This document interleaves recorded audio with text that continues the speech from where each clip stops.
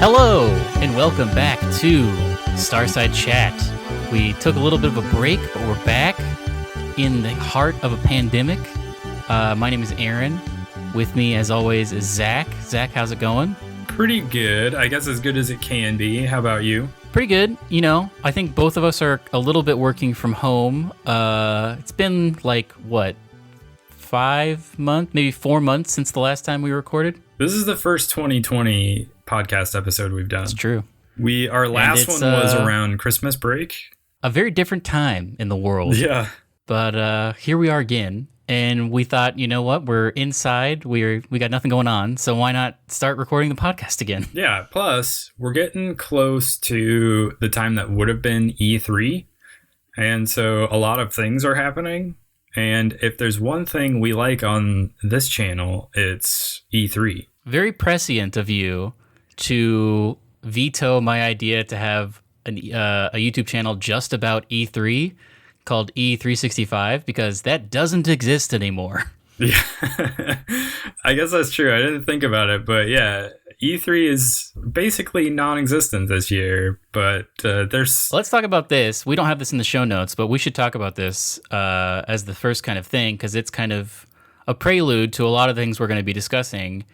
Jeff Keighley announced that this summer is going to be the first summer of gaming, or what is it called? I don't remember. I should look that up. It's a whole summer, a 4-month period, I think, of basically elongated announcements leading up to the console launches. And basically, it's like E3, but instead of it all being compacted into like a 3 or 4 day period, it's going to be strewn randomly through the next 4 months. It's just called Summer Games Fest. Summer Games Fest.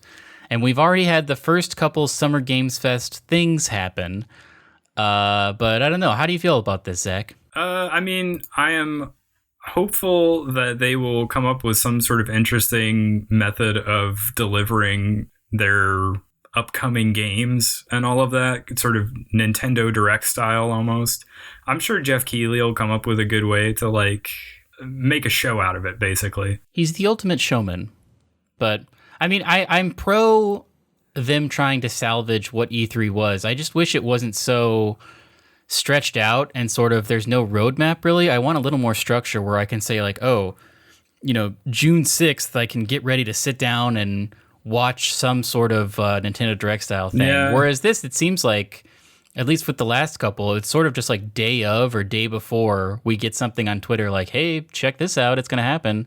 And then it happens. And then, I mean, it's cool, but I don't know. It's a little last second. And yeah, exactly. Yeah. I mean, it's fine. I mean, that's true. I do like the more structured nature of E3 where, you can set your calendar by it and be like, okay, this week is when everything's happening. Let's just tune in.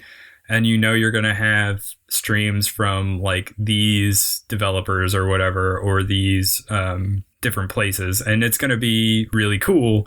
Now you're just more like, okay, well, Microsoft just said they're going to have a stream tomorrow, so tune in. And then, yeah. But, should we talk about that one? Do you want to jump to the Microsoft Inside Xbox? We don't have to talk about it much since it was 2 weeks ago or something like that. I mean, so that was kind of the first big thing, right? Was this Inside Xbox stream where we were going to see some next-gen graphics, and it was all cinematic trailers. It was all cinematic trailers, not a ton of gameplay. Even at the very end, they were like, hey, we're going to talk about Assassin's Creed Valhalla or whatever it's called. Yeah, they were it's teasing that the whole show, too. Not a lot of gameplay in that either. Yeah, and if you recall from our E3 discussions last year, I said that even though Microsoft had a lot of trailers, they did not win E3 because all of them were cinematic trailers. So you didn't get a sense of what the games were actually like. Yeah. And you could tell that they had kind of done a similar thing.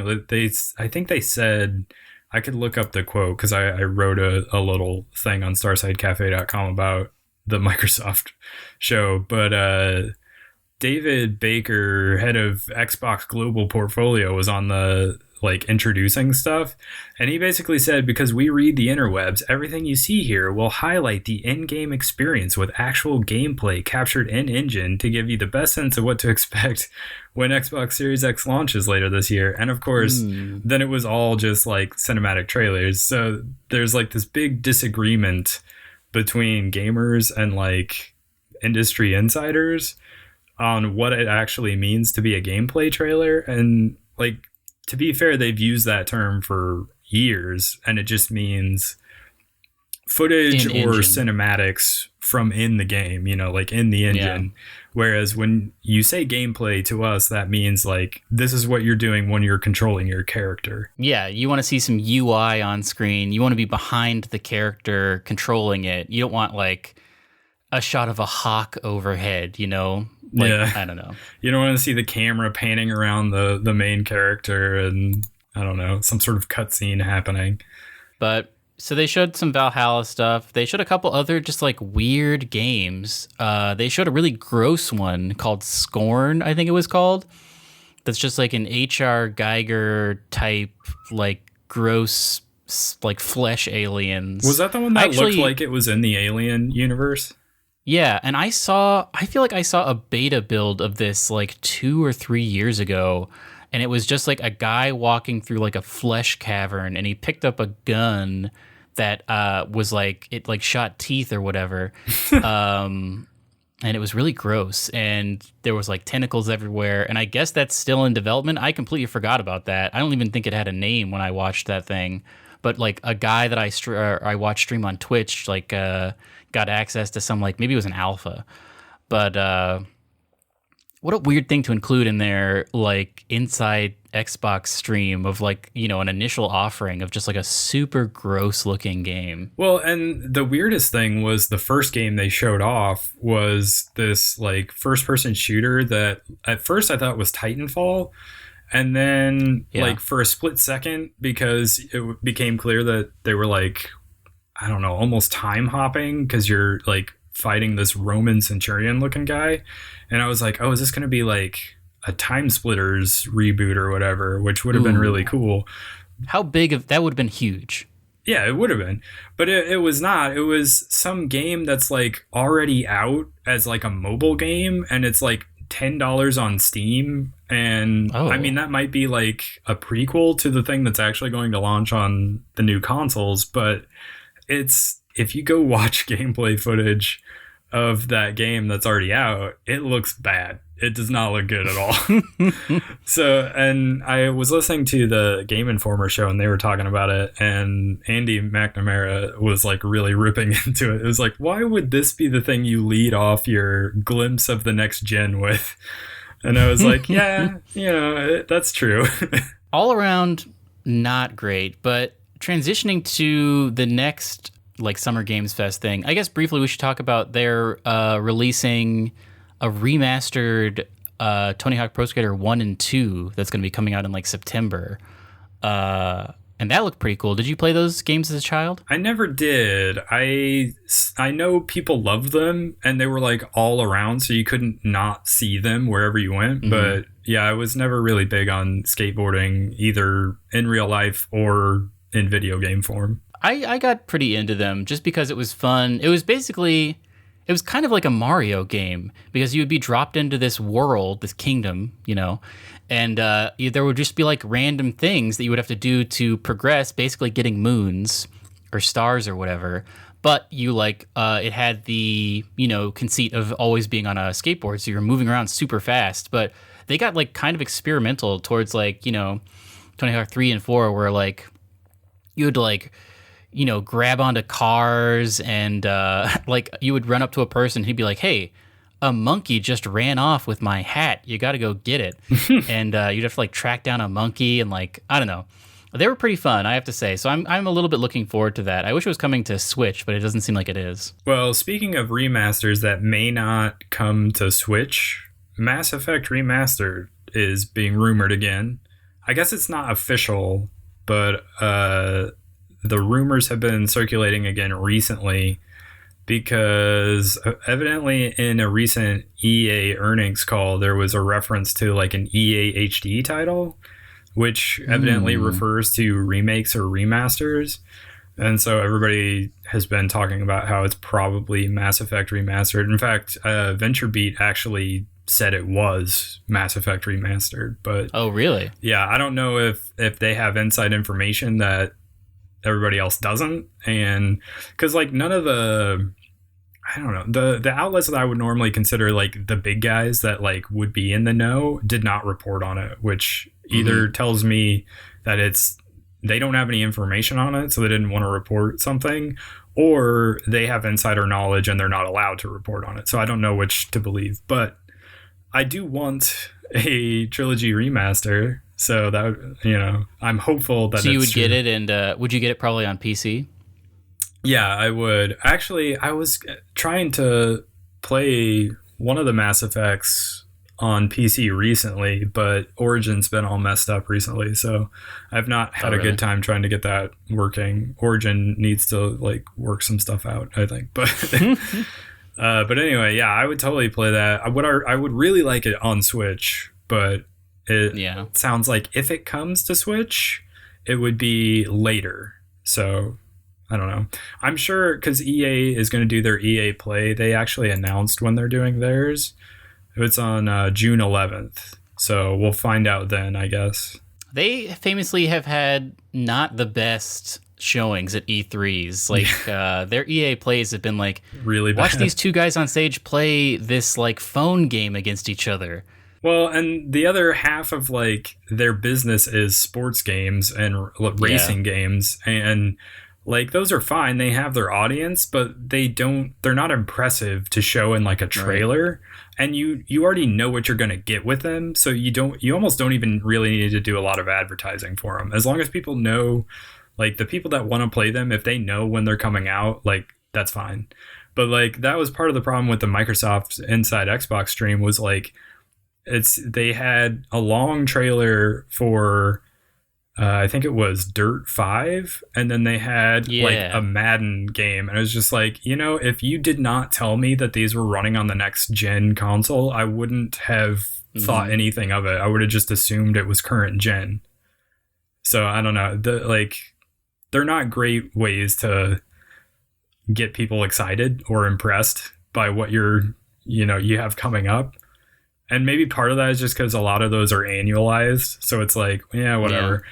Show me something that's new that is not annualized so I can get excited. But well, I've got something for you if that's what you're looking for. Unreal Engine 5. That was like the first part of Summer Games Fest where I was like, okay, this is something I'm legitimately excited about. Did you watch this stream they did? I watched the trailer where it looks kind of like Tomb Raider, and there's this like character that's sort of flying and jumping off of walls and stuff, but I didn't see like the detailed breakdown. I heard there's a lot of talk of triangles though. Yeah, so they did a couple of things. It was like 2 or 3 talking segments, and it started with these two guys, and they were like, Unreal Engine 5 is crazy for a lot of reasons, but they basically talked about like RTX, basically like ray tracing in not so many words, but they were basically like, hey, global illumination is like in Unreal Engine 5. There's no more baking light maps. It's all going to be dynamic, which is basically what ray tracing is. And like you can use cinema scale stuff. Like they zoomed in on these rocks and they were like, we can get such high fidelity. Usually like this would be used by like VFX houses to simulate this like, tumble of rocks, but we're using it just in this video game and it's not as taxing. Like it's totally, you're able to do it in your game. And they like flipped to this mode where they were like, all of these scenes are built out of these triangles, and they flipped the scene that looked like just a bunch of noise. And they were like, this isn't noise. Every one of these little dots is a triangle basically. And some of the triangles are as tiny as pixels, which is crazy and lets you do like super fine work on stuff. Like they pointed to a rock and they were like, this rock has like 2 million triangles in it or something. And then they were like, look at this statue. This statue has like 1 billion triangles in it. And then they walked into a room and there were like 50 of those statues. And they were like, take a look at this. There's 50 of these statues now. Think about how many triangles that is.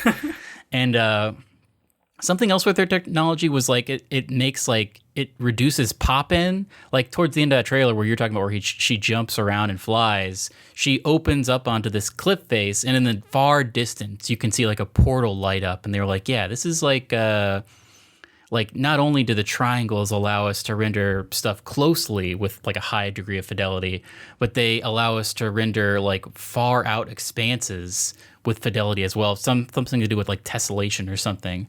But I thought it looked really, really good.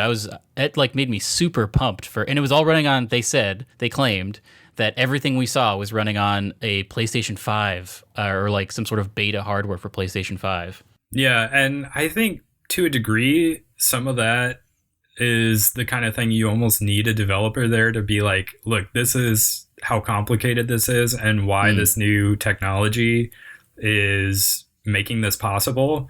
Because there were a lot of people that were sort of making fun of Microsoft and like all the stuff they showed off there. And I think a lot of it is because it's going to be hard for them to show trailers that are, I don't know, convincing of like, oh, you need this next gen hardware, because it's a lot of like under the hood stuff that does not necessarily come across in a trailer. And so it was helpful to frame it in this way, where you have the people from Unreal Engine 5 actually talking about like some of the details about it, rather than just like, here's a trailer for something that looks like it could be running on old hardware, you know? Yeah, it made me super excited for what's to come, because I like Unreal. I know that Unity has been coming up as like, hey, Unity's free and just like do whatever, and it's totally cool. But Unreal is also just like, Unity is great, but the fidelity of Unreal stuff is just like crazy sometimes. Like if a AAA studio uses Unreal and cranks it up to like 11, you get like stuff on current gen that gets close to being photorealistic. So like, I guess, and also I read that this Unreal Engine 5 isn't coming out until 2021. So stuff's being built in it right now, but I don't know that we're going to see a game that utilizes it for a little bit of time. But it's exciting to just like see where the industry is going. Yeah. Didn't they also say that Unreal Engine 4 was now like free to developers, and that they were not going to take a chunk of the profits from their game sales until their sales hit like 1 million or something like that? That's great. Like Unreal. I mean, they have that Fortnite money, so they can just like do whatever. I mean, also the Epic Game Store, which everyone hated, is now just like they had all those, even though people hated them, they did come out swinging with like, hey, guess what, developers, if you put your game on our store, you're going to get a much better revenue share than you would if you got on Steam. Yeah. Which is like a cool thing to do. And now, I mean, they're having this sale right now where they're giving away, well, we'll talk about that in a little bit. But I don't know, maybe like, I mean, I don't love Fortnite, but maybe Epic is like a cool company. Yeah, I think that's really the takeaway from all of this, is that maybe they're a much better company than, I don't know, some of the other more greedy companies, and they're sort of trying to be less gross and maybe lead the way in that sort of way. Like if they start doing it, maybe other companies will kind of fall in line, which I hope is true. Yeah. Something else that came out. Have you ever played a Paper Mario game? I haven't. Well, so earlier this year, I played I didn't finish it, but I played a good chunk of Super Mario RPG on the Super NES Classic. Oh. And that game, I really liked that game. And the first 2 Paper Mario games, I think, were sort of spiritual successors to Super Mario RPG. Like they have a bunch of RPG mechanics and all of that. And what like, are you leveling up in like a Super Mario RPG? You were like, it's kind of pretty akin to any RPG, really. You like go around the map, there are enemies, you knock them out, you get into battle with them, it's like a turn-based battle system, you knock them out, and then you get XP, which makes it so that you have like more health and you deal more damage and stuff like that, and you get companions that run around with you, and as you like, you can just sort of grind areas if you need to. Like if you get to a boss that you can't beat, you just go back and you grind battles with like the minions for a while until you level up. So it's very like classic RPG stuff. I don't think that that's where Paper Mario is anymore. I think the more recent games in that franchise have sort of gone away from that formula to be more of like an action adventure thing, and I think people would like it to go back. And I think the MinMax guys were talking about this game this week, and they said that it, just based on the trailer, it seems like maybe they've taken a half step back in the direction of like RPG stuff, but it's still kind of an action adventure. It's hard to tell, but I mean, it looks good.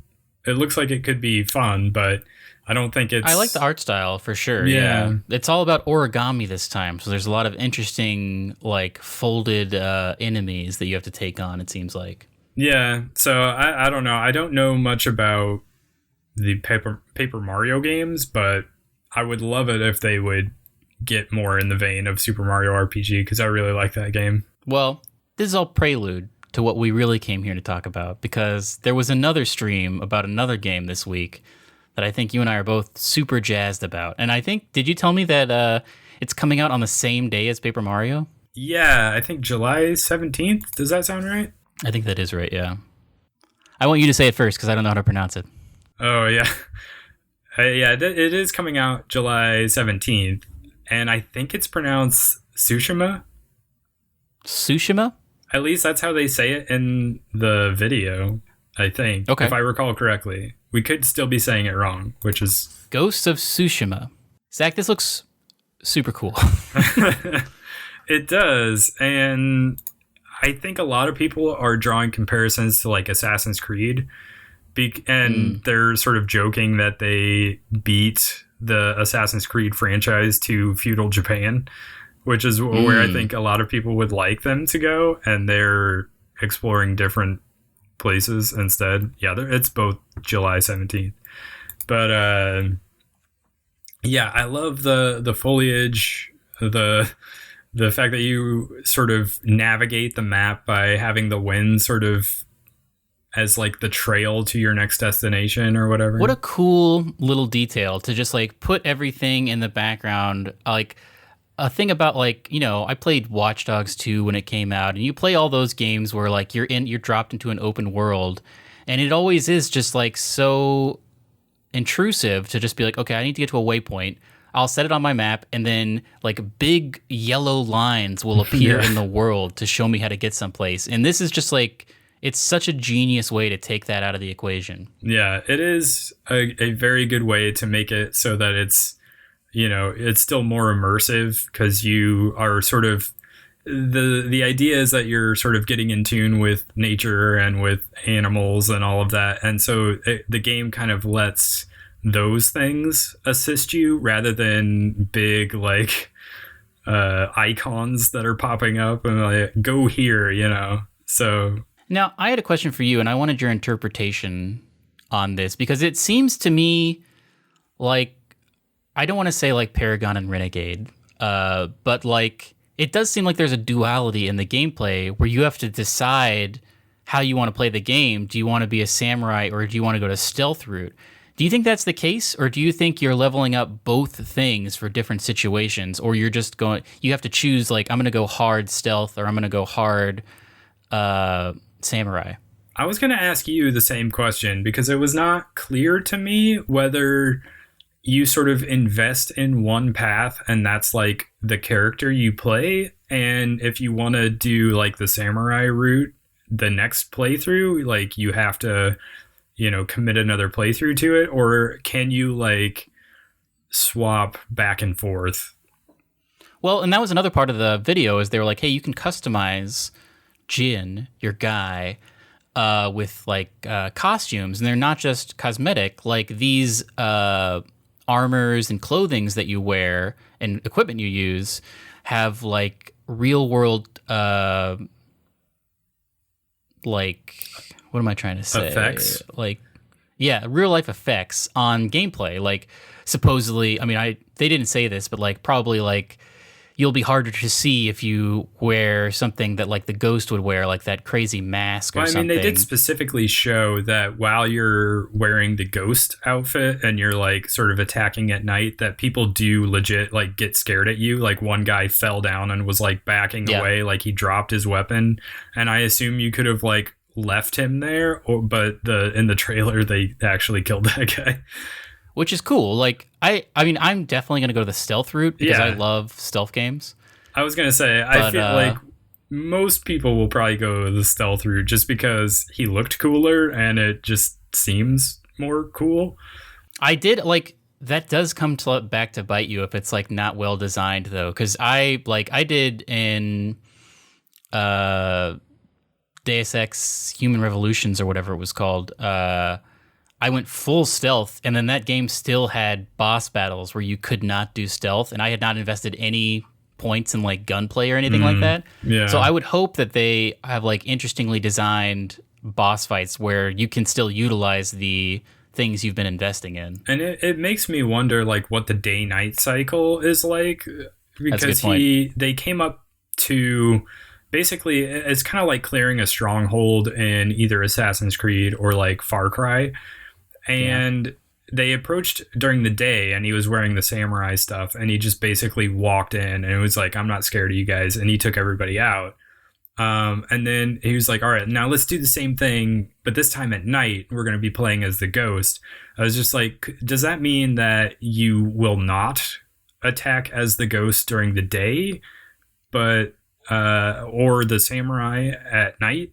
Like, are there sort of strict rules around that? Like I don't know how it works. It was not clear to me, I guess, but it'll be interesting to see. But I mean, I would say I was at like a 60 or 70% excitement prior to this stream, but now I'm at like a 90 to 95 because also they showed like you can play the game completely in Japanese, which I thought was awesome, and they showed like a cool like black and white film like grain, so it looks mode. Like an old samurai. Yeah. That seems great to me. Yeah, if you want this to feel like you're playing in a Kurosawa movie, you just turn on the black and white filter with the Japanese audio and you just play the entire thing that way, which I think could be really interesting.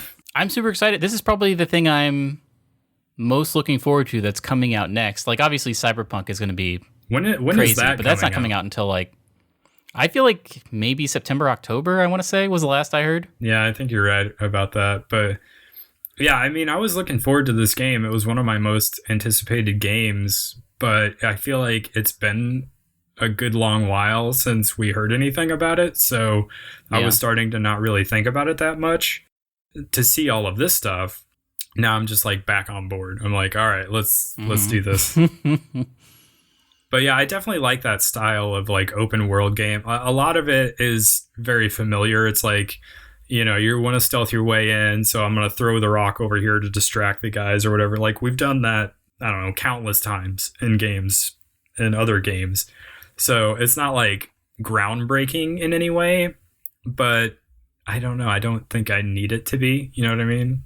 No, it's such a good mechanic, and that's why I like Far Cry 3 and 4, and to some extent 5, even though I was not super into 5. That's why there's such like compelling games is they give you that awesome loop of, you know, come upon a stronghold, figure out the best way to like minimize people being aware of you and take them down, and then clear the stronghold, and then eventually you get like a world map where you can see all the progress you've made because you like unlock fast travel and like extra gear and stuff. That's exactly what I want from an open world game, is just like clearing out strongholds with, you know, an ever growing assortment of tools and skills that I learn. Yeah, I really like that as well. I enjoy that style of game, so I'm fine if this is just like the Japanese version of that, you know, like it takes place in old-timey Japan. What did you think of the combat?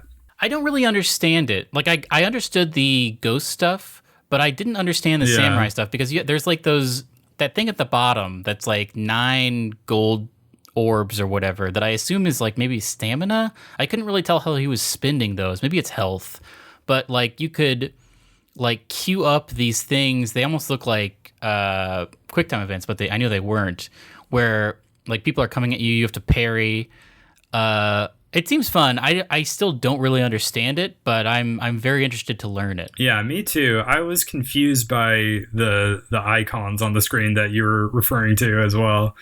I kind of liked that it was a little bit different in that it was very efficient combat, where it's like, okay, you slash this guy once, he's dead. It's not like, here's a guy in a t-shirt, let me shoot him with like 5 clips to kill him.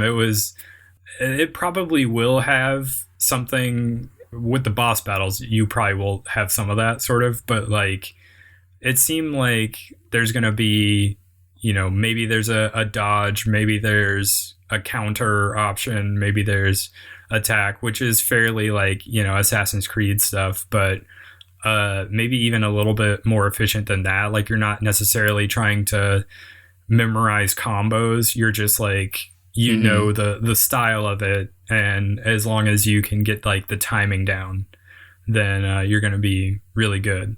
Pretty exciting. I don't know what the next, like I said, there's not really a roadmap for like the next anticipated live stream, like what it's going to be, but I'm looking forward to hopefully more in the coming months of just like interesting.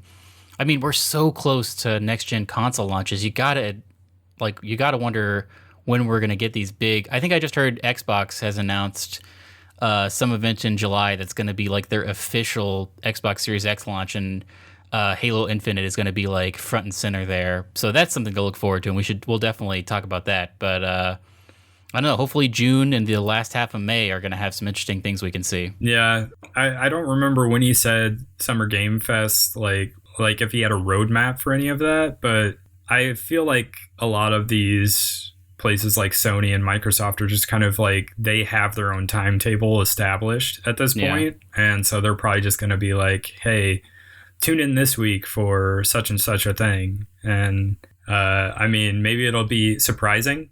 So if you like surprises, maybe that'll be cool. But yeah, I do wish there was a more concrete roadmap that we could just like set our calendar to and follow it and know when to be excited about stuff. So that kind of does it for news, but it's been such a long time since we recorded. We have been playing and watching a ton of stuff. That's true. Do you want to let's start with Westworld season 3, because I know you said you just finished it. I think it just ended like a week or two ago. So it's relatively recent. What did you think of season 3? I loved it. I loved cyberpunk stuff, and just like that first episode where you're completely in their world, like that criminal app, I thought was a very cool concept that would exist in a future world. Like, you could make a whole video game about that, where just like you have an app and you're basically getting, crimes to do, and there's different like levels of severity, and just like all of the set design. I love with HBO that they give you those like little glimpses in after every episode where they talk about like, well, this is how we made the future cars, and like these are like the crazy areas, like we went to Singapore for this because Singapore basically is the future right now, and everything just looks insane there. I liked everything about it. The story, there's like, I'm trying to think, I felt like there was one thing where I was not super into the direction they were taking it, but I can't even remember. All in all, I really, really liked it. Like, the first season of that show was amazing. The second season was just fine. I mean, it was good, but it got a little bit too weird, and I did not like the disjointed memories that Bernard was having. That was too complicated. Yeah. This season, though, I feel like was super cool, and I was on board like from minute one. What about you? I loved the first season. I think that was like, it was basically a perfect season. They could have just ended it there and it would have been fine. Yeah. Season 2 was kind of a convoluted mess that I still don't know if I know everything that happened. Season 3, I think, I don't know. It was weird because I feel like they had sort of set themselves up to where Dolores really wasn't that likable anymore. Like, she had kind of become the villain. And then like, it felt like at one point during the season, it was in the latter half, she just like hard pivots and is suddenly like the person you're supposed to root for, when like a few episodes ago, she's just like this sort of vengeful murder bot almost. And I'm just like, I mean, they could have handled that a little bit more subtly than they did. And I didn't really understand. It seemed like in the second season they were implying that like her AI had meshed with like whatever character was that like super murderous one, and I wasn't even sure if she was Dolores anymore, but I guess she is. Yeah, I mean, that was actually so one of the elements I did like about it that I thought was pretty thought provoking was the idea that so all the bots basically, other than like Maeve and Bernarnold, are all basically Dolores. She has like made a bunch of new bodies that look like people we know from previous seasons, but she's sort of installed herself into them.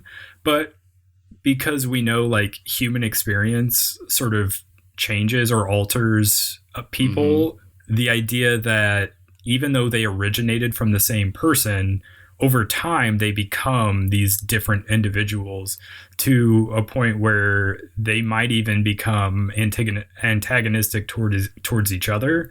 So you have I forget the name of the actress. She's in Thor Ragnarok. Therese? No, what is it? Tessa Thompson.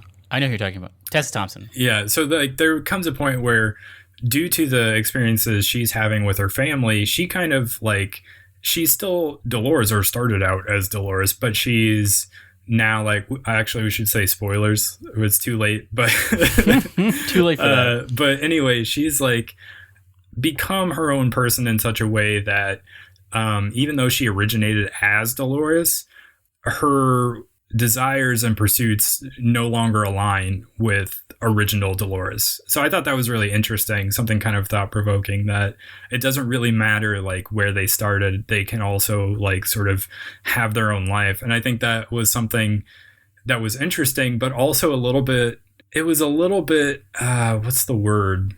It's like a mistake almost, where the whole idea is that Dolores is sort of secretly fighting for humanity's free will, because I guess another interesting concept throughout the show is the idea that humans are not like, they think they have free will, but there are so many sort of outside forces, some of them technological, that sort of force people down these paths. And so even though they think they have free will, their life is in some ways sort of predetermined anyway, which is interesting to kind of think about and try to wrap your head around.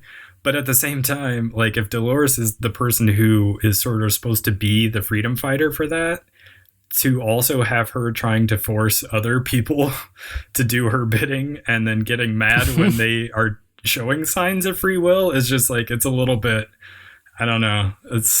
I don't know how to explain that, but it just seemed off a little bit to me. But I've seen like some negative reviews. I think overall I liked it as well.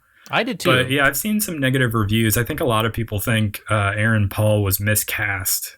Oh, really? I liked him. Yeah, I liked him too. So I'm not sure where... I didn't want to read all the way because I didn't want to be like, nah, I disagree with you. But yeah, they seem to not like Aaron Paul in the show. And I agree that some things are a little convoluted, and I'm not quite sure why it seemed like they hard pivoted so quickly on like Dolores. Because I mean, to be fair, I don't think it's as good as the first season by any means. And I think for at least the first half of the season, I did not know who to root for. And not in like a Game of Thrones sort of way where I'm like, who do I want to die here because I like both characters? It was more like, who do I root for because I don't really like any of these characters. Yeah. So I struggled with it for the first half. I think it got better as it went on though. Yeah, and just that world that they create, like just all the beautiful architecture and like interesting uses of technology, even like that guy, that like football player guy who was a character Lynch in the season. Yeah, that was awesome that he was in that show. His suit is just like so cool, where it it's like a mood ring, has all those but like it's a t-shirt. Exactly, yeah, it's like a mood ring, but it has like it's basically like an acrostic kind of. I thought that was very cool too. Yeah, I did like some of the imaginative ways they sort of created future tech that's sort of based on what we currently have, but like futurized. Speaking of future tech and futurization, something I haven't watched, but you have been watching, is that Upload show, and I wanted your opinion on it.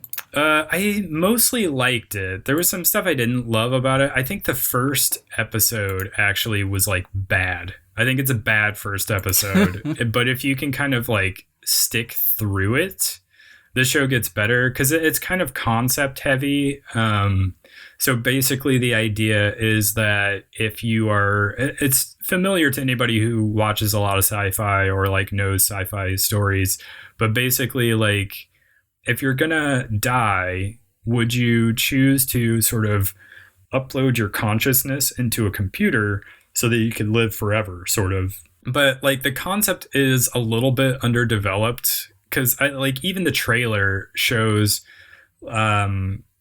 they kind of make a point that first episode where it's like the guy gets in a car accident because his autopilot car autopilots him into another car, and so there's like this crazy accident, and he is supposed to be dying, but he doesn't act like he's dying at all, which is a little weird to me. But they have to make this snap decision, like, do you want to go to the ER and try to pull through?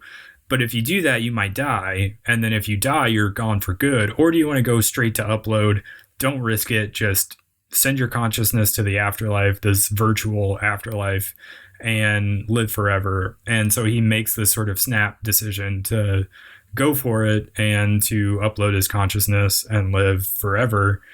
But then later, when he's in this virtual afterlife, he meets this kid who's like, yeah, the way I died was I fell into the Grand Canyon. And I'm just like, that doesn't, like, how would he have gotten upload? Wouldn't he have died immediately? Like, so it doesn't seem like they really thought through all of the... It seemed very comedic based on the trailers. Like, it was leaning more into the comedic than the, like, what if portion of it. It definitely does. That's a good observation. I think it's better as a drama than a comedy.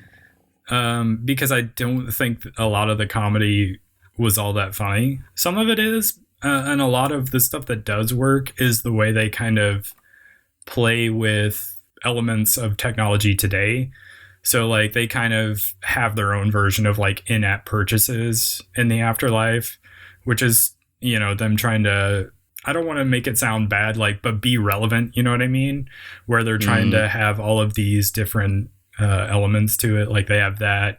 There's somebody has like vape lung, so they're kind of like talking about vaping or whatever. And so there are like little elements like that where it's like, I don't know, you're trying to almost wink, wink, nudge, nudge, like, see, like, we know all of these concepts that are happening. They're like sort of 2019, 2020 buzzwords, but they don't do a lot with them. And some of them are kind of funny, but some of them are not. I have a prediction. Okay. Has this been renewed for a second season? Not that I know of, not yet. I predict in the final episode, he realizes that he actually did pull through. After they uploaded him, they also took him to the ER, and so now there's 2 copies of him. Well, if you watch the first episode, you will know that that's impossible. Okay. Because the way they do the upload is that they basically laser off your head. Oh. And there's also like, I forget, it's like the second or third episode, and they're talking about, well, they're also trying to develop the technology to sort of reinsert a consciousness into a human body. And they actually have Creed Bratton in that episode, and he's there, and they try it on him, and it's like televised, and he's like, it works. I'm like awake. I'm back in my human body, and then his like head explodes or whatever. Like, yeah, it doesn't work yet. So yeah, I guess that's not possible. Also, but they also do have like, there's sort of a mystery that sort of forms like 3 episodes in and becomes like sort of this underlying thing that sort of sticks with it the rest of the season. But the main thing is sort of, they have a very Jim Pam style romance that brews, where there's sort of almost a love triangle where one of them is like dating this person who's obviously wrong for them. So I guess the way it works is there's this corporation that like built the afterlife or whatever. They have these engineers or techs that are like their angels that sort of the people in the virtual world can call to them and they'll like help them. They're like sort of a customer service rep. And the main girl character, that I don't remember her name, sort of starts falling for this guy. And so there's sort of the Jim Pam thing where he is dating this girl who in the real world who's wrong for him. She's more right for him, obviously. But on top of that, you have this element of should someone in real life date a virtual person? So there's that element to it as well. This is getting more interesting to me. It sounds like almost a little bit like the problem with the Orville, where like when the Orville is trying to be funny, it's like it's very not cringy good. And not good. Exactly. But then when they lean into just being a TNG clone and there's no comedy, then it's like great. And it kind of sounds like that's this where you like when they try to make jokes, it's not as good, but they're doing such interesting high concept stuff that it gets more interesting when they sort of leave the jokes behind. Yes, that is exactly how I would describe this show. Unless you like fart jokes and you think dancing just in general is funny, they seem to try that a lot. I did not find a lot of the comedy worked. But when it was being a drama or sticking to some of the like sci-fi things it was trying to do, like just sort of exploring some of those sci-fi elements, I thought it worked really well. So would you recommend it? Yeah, you just have to like that first episode was really bad. Like I almost didn't finish it because I thought it was just dumb. And once I had made it a couple of episodes in, I started liking it. And by the end of it, I was like, okay, I would watch a season 2 of this. Is that like mystery you said develops? Is it an interesting mystery or did you kind of guess what was going to happen? It's not solved by the end. So for sure they left it open for a season 2. So it's an interesting mystery that, again, there's more room for them to sort of explore that going forward. I might actually watch this now. The main actors I liked as well, like the angel girl that I was referencing, I forget what her name is.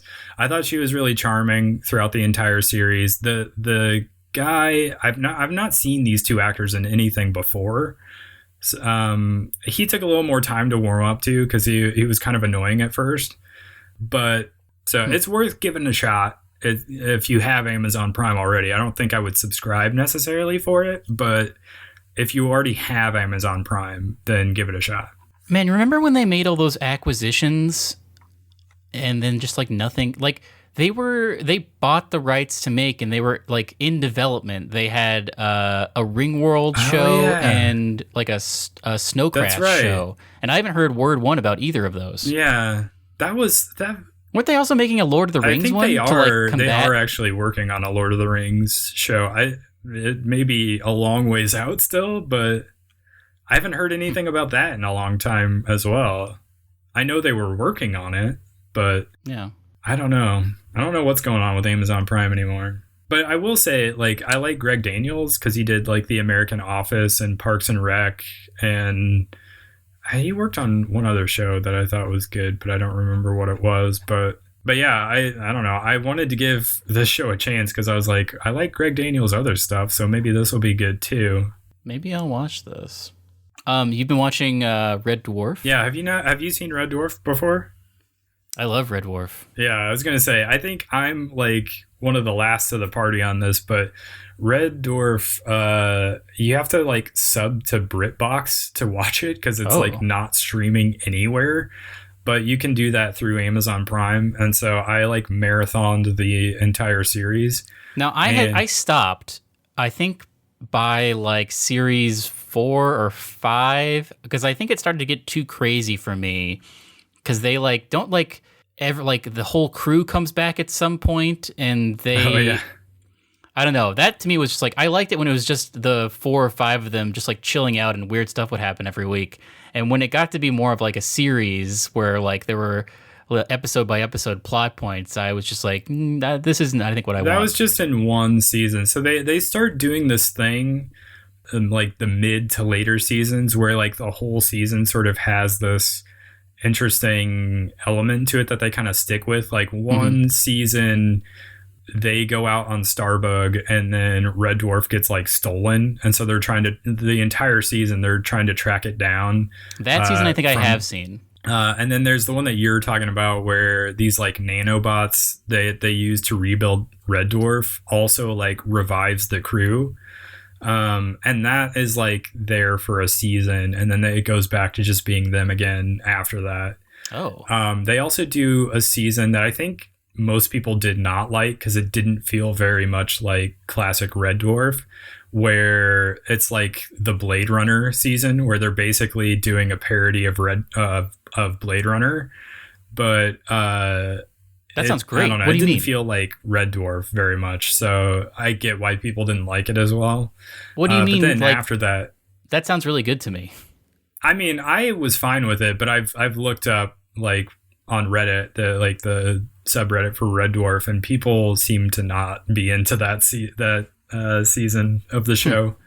But yeah, I mean, it was a little bit more dramatic maybe, and a little less comedy is maybe the reason for that. Plus like they go back to Earth, so they're not really aboard the Red Dwarf. So that's probably why it just doesn't feel very much like the show. But other than that, I kind of enjoyed it. They're still making seasons of it, aren't they? Yeah, I watched the latest season not that long ago, actually. How was that? It was pretty good. I enjoyed it. I think it's really funny. I like Crichton, the android, a lot. And I don't know, I find them all pretty funny. So I enjoyed it. I liked the series to the point where I like, once I finished it, I started watching it again.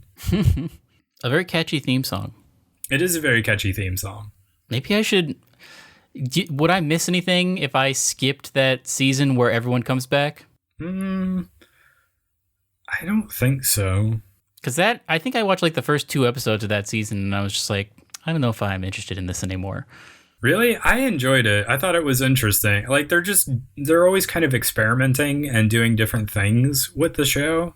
So I didn't mind that for one season they had like a full crew aboard the Red Dwarf.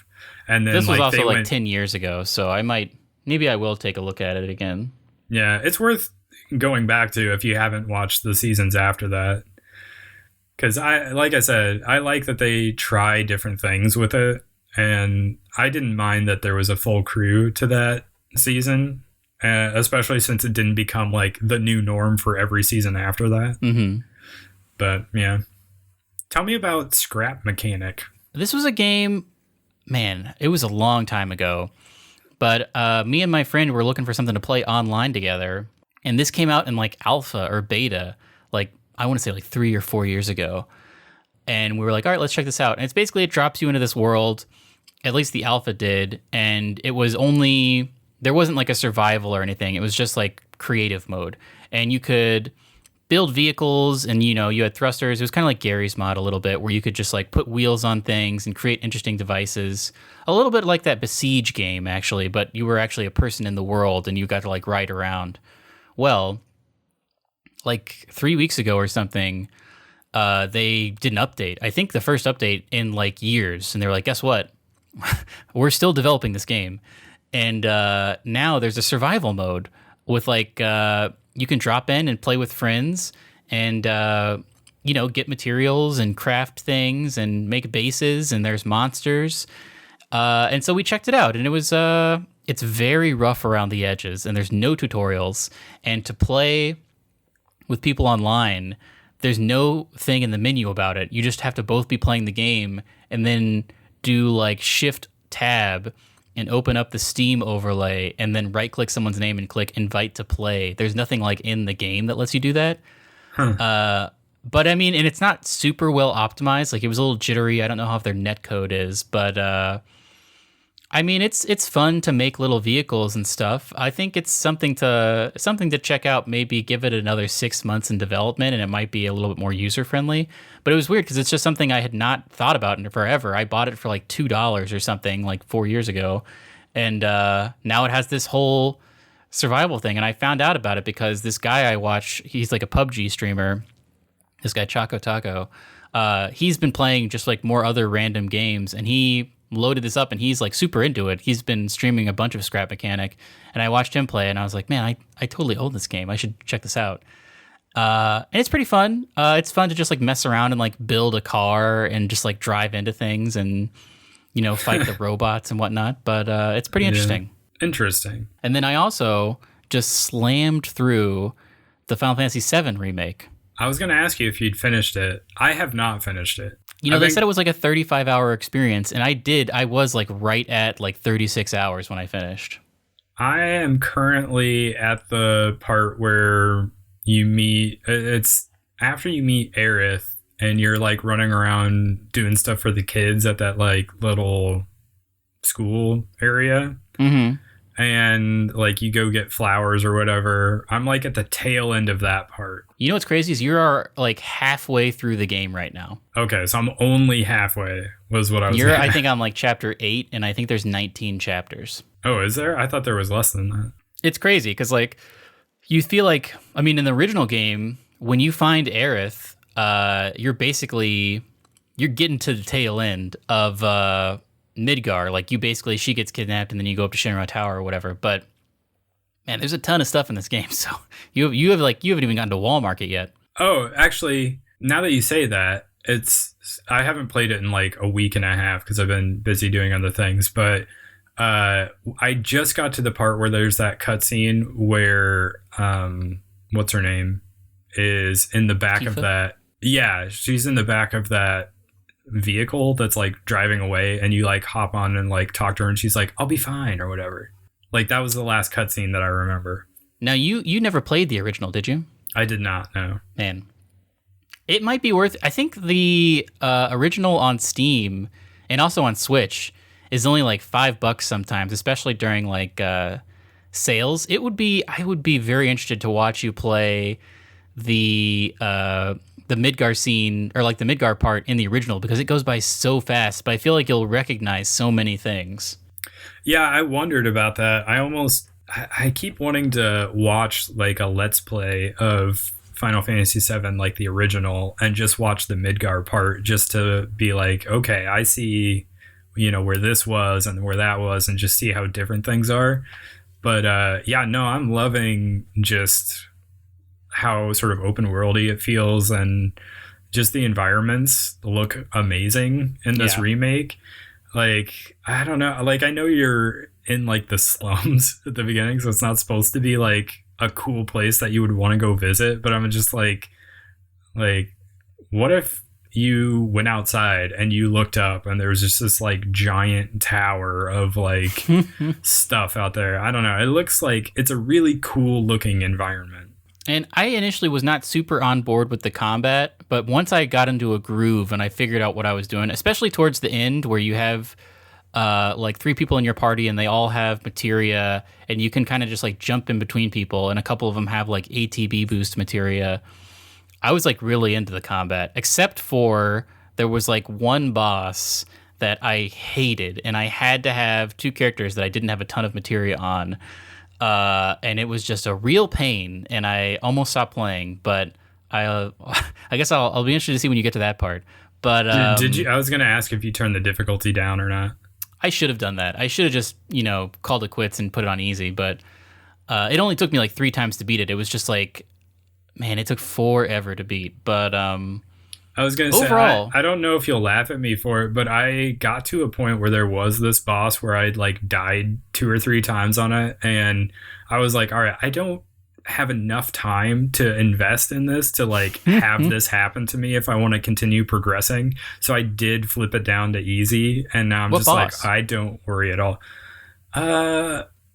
Was it? I forget which one it was. Was it the Airbuster? Does that sound right? The Airbuster. Or maybe it was the one before that. There was just this machine that was like flying at me, and like no matter which character I switched to, it would just like immediately fly to me and just like knock me into a corner and kill me. And then I would switch to a different one, and they're like a melee character, so I would go try to do a melee attack, and like I couldn't. There was no opening to attack because they were just constantly attacking, and so the only thing I could do was block. And so I was just like, I'm not even enjoying this anymore.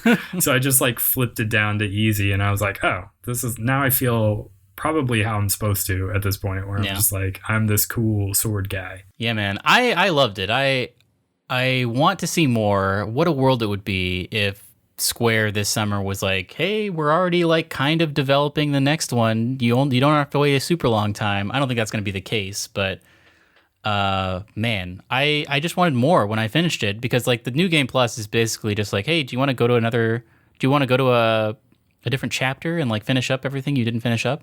And I would love to just continue, because like, I mean, I won't spoil anything from the ending. We can talk about it maybe when you finish it. But I was like raring to go for more when we finished up, and unfortunately, we're gonna have to wait a little bit of time for that. Yeah, and this leads me to another question. Like, how do you feel about these like sort of from the ground up style remakes of games? Like, are you pro this? Because I am. Like, yeah, I'm pretty pro it, I have to say. Because, like, I know Nintendo's been doing these remakes of, like, old games, like they did with Zelda Link's Awakening, and they did with, like, the original Pokemon game. And I thought that was cool, too, to have it, like, sort of remade and sort of a more... they feel like the classic games, but, like, done in a more modern way for, like, a modern audience. Yeah. And so there's that, but there's also this, where it's just sort of, like, a complete remake from the ground up, where it feels almost like a different game entirely. And that's what made, like, earlier when we were talking about rumors for Mass Effect Remastered, I was like, I almost, rather than a remaster of that series, I wouldn't mind, instead of them even making Mass Effect 4 or 5 or whatever, what if they just did Mass Effect Remake trilogy, where that would be amazing, and then like, they could fix the ending. Yeah, you fix everything. Like, the first game has like those side planets that you go to, and you drive the Mako, and it's terrible. Yeah, and true. Like, the combat's not very good. It's like super inconsistent across the series. Like, you have like a cooldown on your weapons in the first game, and you're reloading later, and like inventory management's not that great. Like, they could smooth out all of that stuff and like get rid of like the planet scanning and all that. Just like do a complete remake where you don't necessarily completely redo the story all the way through, but like you stay kind of true to most of that stuff, but maybe definitely you do fix the last game. Well, I don't hate the last game as much as you or a lot of other people do, but yeah, they could redo some of that ending to like make that less.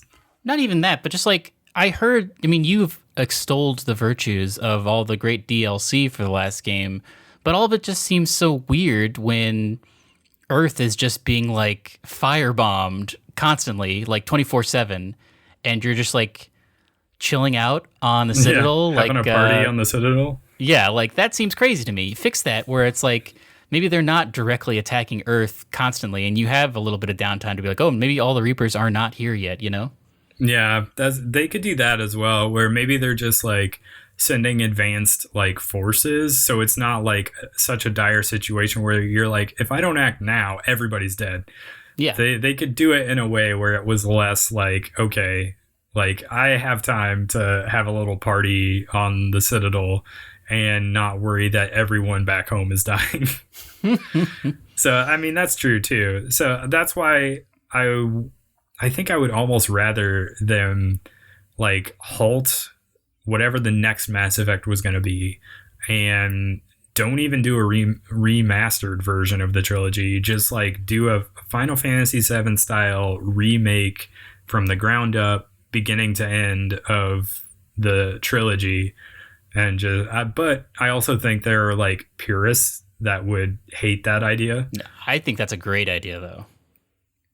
I mean, plus it would be, rather than just like up-resed like graphics and textures and all of that, it would be like legit next-gen graphics.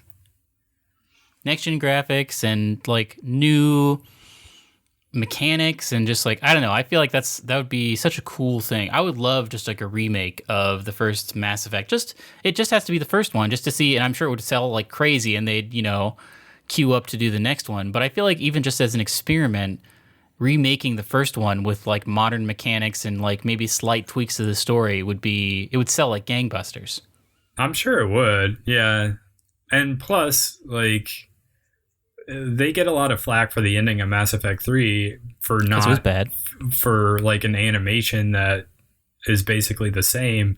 But the thing is, it ends in such a way that depending on what you choose, like they would almost have to make 3 different games as a sequel to that, depending on which one you chose. I mean, they don't need to. They can still do that nonsense Andromeda stuff where you're just like, oh, everyone is like in a different galaxy now, so who knows what's going on in the Milky Way. As like a sequel type thing, they just need to like all of the relays blowing up is such a dumb idea. Well, so this is why this is why I think you hate it and you shouldn't, because you don't really know the extended cut ending. I think everybody that still hates it are the ones that just ignored the extended cut because they were so too mad to go back to be bothered to go watch that, because they very clearly say that they were damaged but not destroyed, and that they could be fixed. I feel like that's backpedaling. I mean, maybe. I don't know. But I feel like the original one happened and like the large consensus was like, hey, this is insane. Like, because there was that other Mass Effect. There's a whole DLC where a Mass Effect relay explodes and it's threatening like an entire solar system.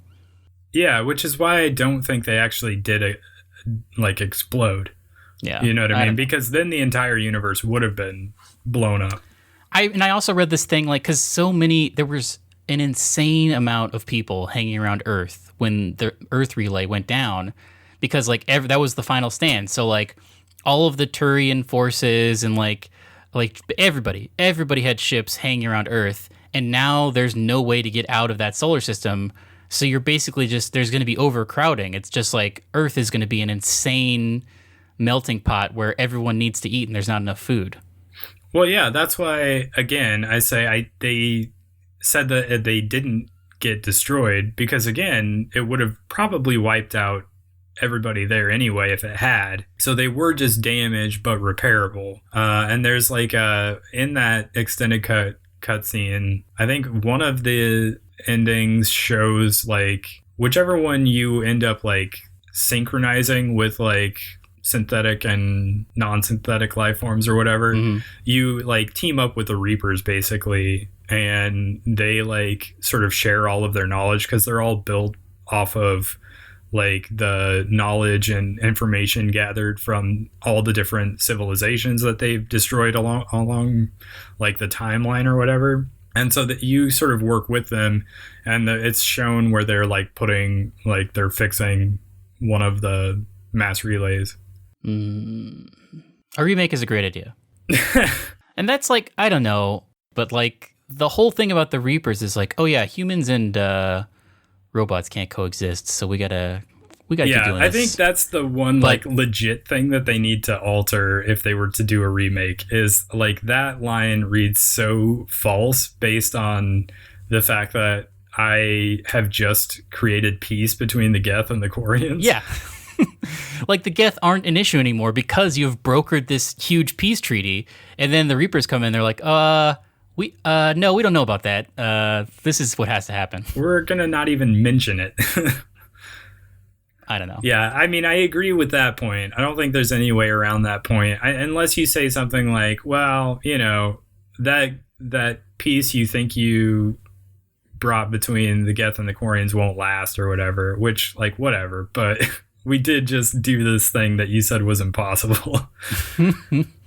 So yeah, that for sure is like the biggest point against the ending to Mass Effect 3 that I won't even try to defend against. Speaking of old games, though, we talked about this a little bit earlier, but GTA 5 is free right now. Did you get it? Did you download it? I purchased it I acquired it on Epic Game Store, but I paused the installation because we started recording. But yeah, I might. I never like. I played it on 360, so like the first person mode wasn't even a thing. Like I've never played current gen GTA 5, so I loaded it up on my computer, and I'm gonna maybe check it out tonight and see if because I've heard the online component is insane now. Oh yeah, the fact that that's still going and like still getting updates and support is crazy to me. So we'll see how that goes. That's what I'll be doing tonight. I got it as well. I haven't downloaded it yet, so I'm not sure. I need to get back to the Final Fantasy VII Remake, so I don't know if I'm going to play it just yet. But like you, I played it on 360, and it's been a long time. So I was kind of, I don't know. I like the GTA style games, so yeah, I would be interested in jumping back in and trying it again.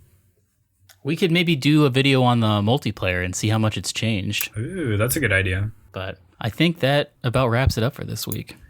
It does. Hopefully we get back into a regular schedule. Things have been crazy lately, not just because of the whole pandemic situation, but also like I've changed jobs, and so my schedule is really different now from what it used to be. And you have been in school and work, and so I think true. You're just getting out for summer, though, right? I have one more class that I am doing in June, but then I'm done with school. Oh, so you'll have time coming up. True. Very true. Very cool. So yeah, hopefully we get back into it. I know we were silent for months on end there for a while. Hopefully that doesn't happen again. I did just recently start publishing reviews and stuff on StarsideCafe.com. I would like to start doing some videos again. It's been a while since I did those. So yeah, I don't know. I'm still working through trying to find stuff times that work with my new schedule. So we'll see how things go, but hopefully we can at least get back to doing the podcast on a weekly basis. For sure. Yeah. But anyway, yeah, follow us on our YouTube channel and follow us on Twitter at Starside Cafe, and go check out our website at starsidecafe.com, and we'll catch you on the next one. Well, hold on, Zach. I have some parting wisdom. It's been so long that I forgot that we usually, before we say goodbye, I ask you for some words of wisdom. And I have a couple of them. I have a non-recommendation and 2 recommendations because it's been a little bit of time, so they've built up. Okay. Have you ever seen Kingdom of Heaven? I have not. That's the Orlando Bloom one, right? That's right. I watched the director's cut last night. It's 193 minutes. Wow. Don't do that. Yeah. It's not great. It's over 3 hours? Yes. Wow. There's an intermission. It comes up on screen and says intermission at one point. So your recommendation is do not watch Kingdom of Heaven. It's not great, I have to say. It's not one of Ridley Scott's greatest things. Something it is great, though, a recommendation I do have for you. My brother got me, it was my birthday recently, and he got me the Taco Bell take-home kit, which is a thing you can order on the Taco Bell app now, where they just give you enough food for 5 people, but they put it in separate tubs or whatever, and then you bring it home and you just make tacos for yourself. Wow, I have not heard of this. It's pretty cool. It's like $25, and they give you a bunch of shells, a bunch of tortillas, a thing of cheese, 2 things of meat, a thing of nacho cheese, some sour cream, tomatoes, lettuce, and a giant bag of chips, and you just take it home, and then you have a little taco bar. That sounds cool. I highly recommend it if you're more than 2 people, because it is way too much food for 2 people. And then finally, actually, you know what? I'm going to save this for next week because it's an interesting thing. I want to talk more about it. But I think that will do it for us this week. I can give you something, since you were talking about something you got for your birthday. I got for my birthday this year an AeroPress coffee maker. Ooh, what is that? So it's a little bit akin to doing a French press, where you put the grounds into this tube basically, and then you fill it up with hot water, and then you I do the inverted method, where you put the cup on top and then you flip the whole thing over and then you press. There's like a plunger on it and you press it down to like push the coffee out into your cup. And it makes very good coffee. And so because of that, I have also gotten into like good like fresh coffee from like local roasters, basically, where they will, instead of just going to the grocery store and picking up coffee that is like from Starbucks or whatever that's been like sitting on a shelf for like months on end or whatever, these local roasters will roast it fresh and send it to you with like the date they actually roasted it on there, so you know it's actually fresh. Premium. And there is an enormous difference in taste when you try these like actually fresh coffees. Like, it's more expensive, but it tastes so much better. And a lot of them are like very fruity, to the point where I was like, I didn't even know coffee could taste like this. So it's been like mind blowing and pretty amazing. And so I've gotten very into that recently. And so yeah, I highly recommend not just the AeroPress as a coffee maker, but also try to find like a local roaster to like buy coffee from instead of buying Starbucks. A good tip. That's all I've got. All right, well, we'll catch you guys next week. Hopefully there will be some more Summer of Games stuff that come out this week, and we'll be able to talk about it. Hopefully. Catch you on the next one. Goodbye. Goodbye.